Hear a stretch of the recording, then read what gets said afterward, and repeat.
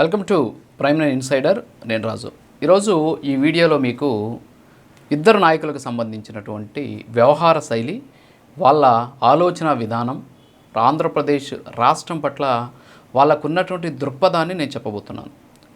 మొదటగా ఏంటి అంటే, ఒకరేమో ఆంధ్రప్రదేశ్ రాష్ట్రం బాగుండాలి, ఆంధ్రప్రదేశ్ రాష్ట్రం అభివృద్ధి చెందాలి, ఆంధ్రప్రదేశ్ రాష్ట్రానికి పెట్టుబడులు రావాలి, వచ్చేటటువంటి పెట్టుబడుల ద్వారా ఆంధ్రప్రదేశ్ రాష్ట్రం అభివృద్ధి చెందాలి, దానికి అనుగుణమైనటువంటి వాతావరణాన్ని క్రియేట్ చేయాలి, పెట్టుబడిదారులను ప్రోత్సహించాలి, వాళ్ళకి ఇక్కడ అవసరమైనటువంటి లా అండ్ ఆర్డర్ సమస్య లేకుండా చేయాలి, వాళ్ళకి అవసరమైనటువంటి కార్మిక చట్టాలను తీసుకురావాలి. సో ఇలాంటి రకాలైనటువంటి ఆలోచనలతో ఉన్నటువంటి ఒక నాయకుడు.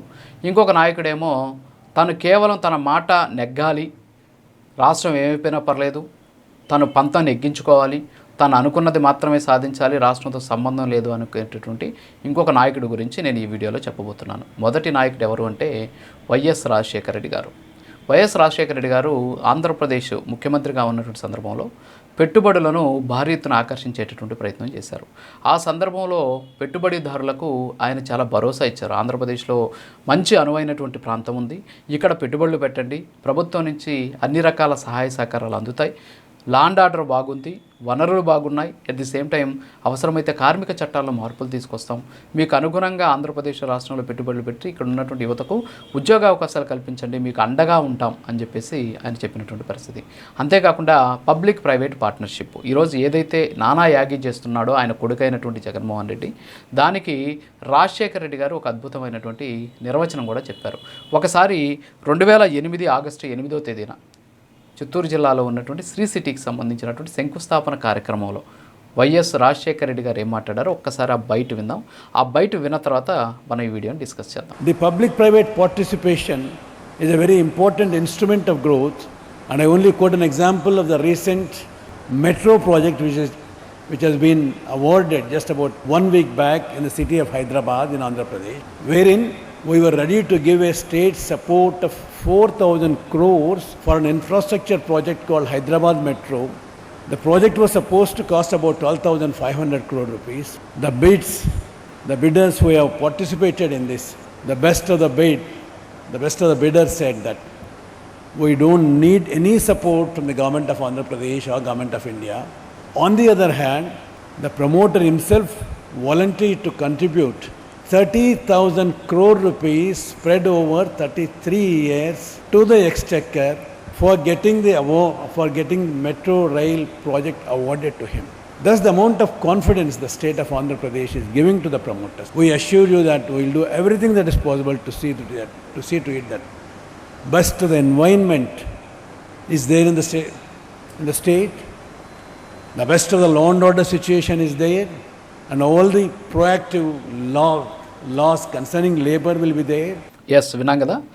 వైఎస్ రాజశేఖర రెడ్డి గారు ఏం మాట్లాడుతున్నారంటే, ఆంధ్రప్రదేశ్లో ఉత్తమ వ్యాపార వాతావరణం ఉంది, ఎట్ ది సేమ్ టైం మంచి చట్టం ఉంది ఇక్కడ, అలాగే లా అండ్ ఆర్డర్ సమస్య లేదు, అలాగే అనుకూలమైనటువంటి కార్మిక చట్టాలు కూడా ఉన్నాయి.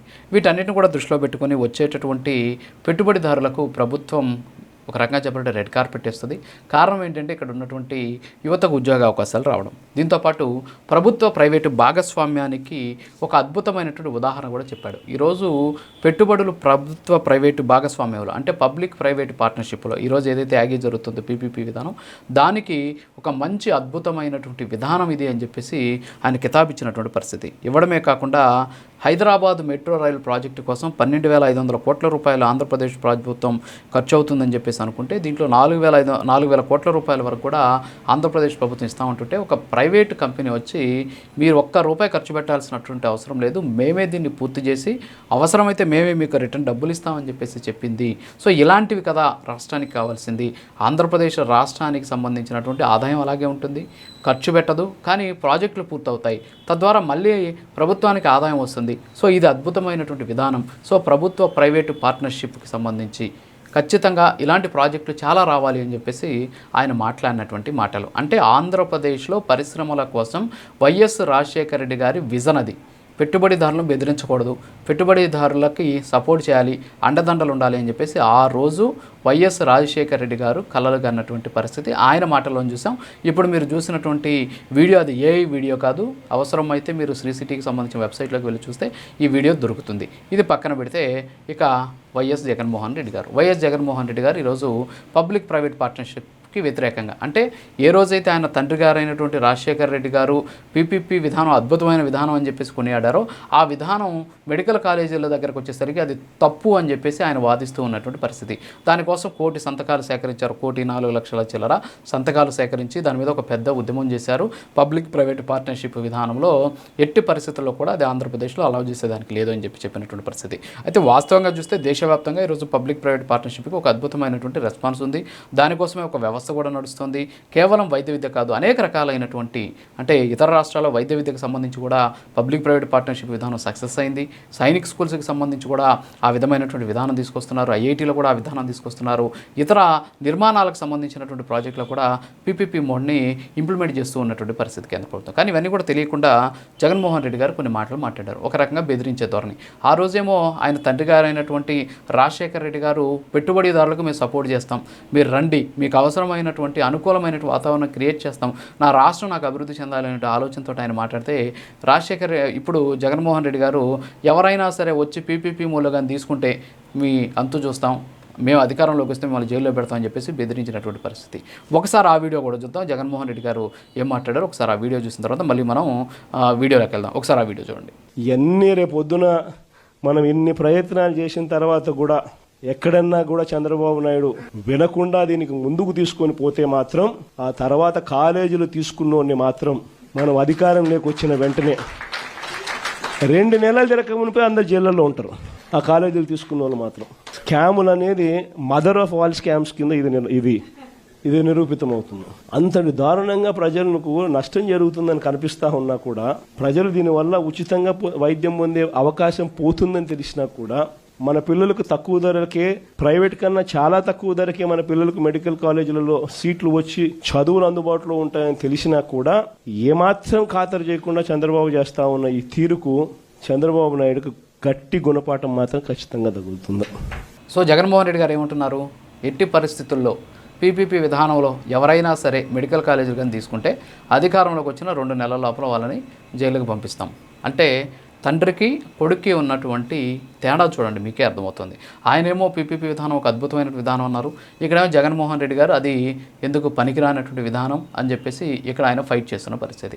అలాగే వైఎస్ రాజశేఖర రెడ్డి గారు అక్కడేం మాట్లాడారు, ఆంధ్రప్రదేశ్ రాష్ట్రానికి పెట్టుబడులు రావాలి, పెట్టుబడులకు వచ్చేటటువంటి వాళ్ళందరికీ కూడా ప్రభుత్వం రెడ్ కార్పెట్ పరుస్తుంది, మీకు ఎలాంటి ఇబ్బందులు లేకుండా అనుకూలమైనటువంటి వాతావరణాన్ని ఇక్కడ క్రియేట్ చేస్తుంది, మీరు పట్టుబడులు పెడితేనే నా రాష్ట్రంలో ఉన్నటువంటి యువతకి ఉద్యోగ అవకాశాలు వస్తాయని చెప్పేసి ఆ రోజు ఆయన మాట్లాడారు. కానీ ఈరోజు జగన్మోహన్ రెడ్డి గారు ఏమంటున్నారు, జైళ్లకు పంపుతామంటున్నారు.